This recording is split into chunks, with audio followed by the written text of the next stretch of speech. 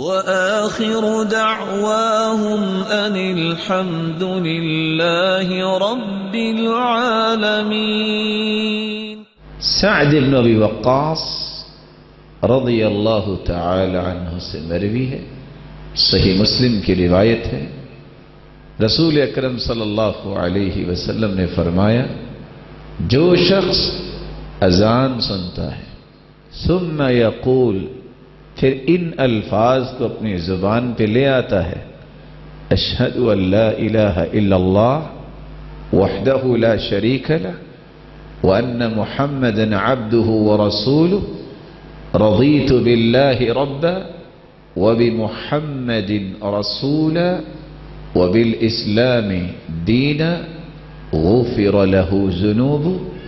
جو شخص یہ کہہ دیتا ہے اشہد ان لا الہ الا اللہ وان محمدا عبدہ ورسولہ رضیت باللہ ربا وبمحمد رسولا صلی اللہ علیہ وسلم وبالاسلام دینا، یہ کلمات جس زبان پہ آ جائیں مالک الملک کہنے والے کے گناہوں کو معاف کر دیتے ہیں.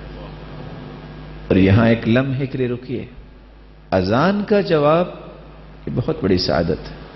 اور حیرانگی کی بات یہ ہے کہ ابن حجر عسقلانی رحمۃ اللہ علیہ جو روایت لائے ہیں فتح الباری میں، من لم یجب الاذان لم يدخل الجنہ، جو اذان کا جواب نہیں دیتا وہ جنت میں نہیں جائے گا.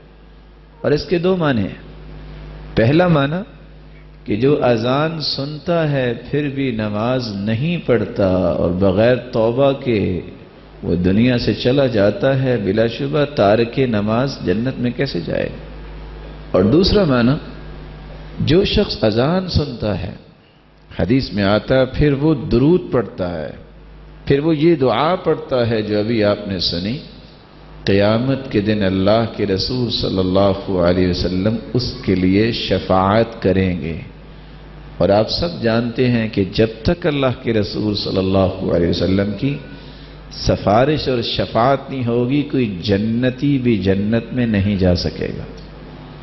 اس لیے جب بھی اذان ہو یہ 2 سے 3 منٹ عہد کر لیں کہ ہم نے اللہ کو دینے ہیں.